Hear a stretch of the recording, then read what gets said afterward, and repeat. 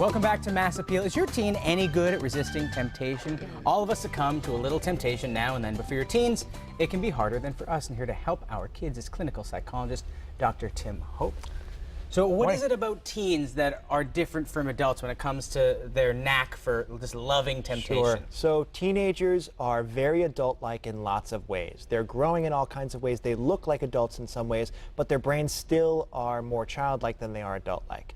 The frontal lobe, the frontal part of the brain, is not quite developed yet. And so the frontal lobe is where we have our impulse control and planning, where we anticipate the consequences of our actions. So teens really just don't have the wiring yet to be able to anticipate the consequences of their actions. And we were just talking right before the segment started. The frontal lobe develops fully. It's done at roughly age 25. That's right. That's right. And that's why we see auto insurance rates go down at 25. You can rent a car at 25. I guess that makes a whole lot of sense. So it's the neuroscience behind it. That's right. It's not just an arbitrary age. So we have tips for teens out there, and I think a lot of this works for us too, because we all have temptations, let's face it. Yep. So the first thing is to identify your teen's temptation. Right. So, you know, I always talk about having good communication. So sit down with your teenager and talk with them about, well, what are the things that are tempting for you? And how do those things that are tempting for you, how do those things lead to consequences that are either okay or good for you, or actually problematic for you? Now, what are the triggers? How does the teen's behavior and the temptation differ from the trigger? So temptations are often for things that we think are problematic for us. Eating too many sweets, or driving too fast, or thinking about dating two different people at the same time, right? So thinking about it from a teenager's point of view, those can lead to consequences that are pretty problematic. And so we're more likely to find ourselves tempted by the urge to follow through on those actions when we're tired, when we're vulnerable in some kind of way, when we're stressed, when we're feeling lonely, when we feel like we're being overlooked or not paid attention to.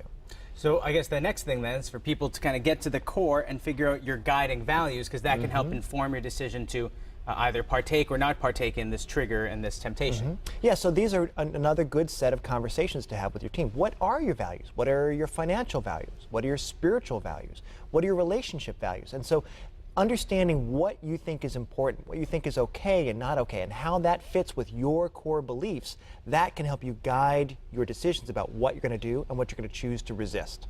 Now, sometimes temptation is exactly that. It's a temptation. It's something that maybe you know isn't great, but it's so fantastic that you just want to do it so badly. How do you exercise that relationship with willpower? So you think about your brain as a muscle. The more you exercise your brain, the stronger it will get. So thinking a moment to stop, anticipate the consequences of the action.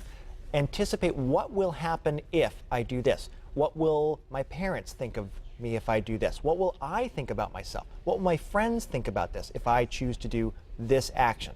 That can help your teenager really think through, well, is this something I really want to do, or I really want to practice resisting? And practicing resisting that, you can do a number of strategies to do it. And one is kind of a substitution.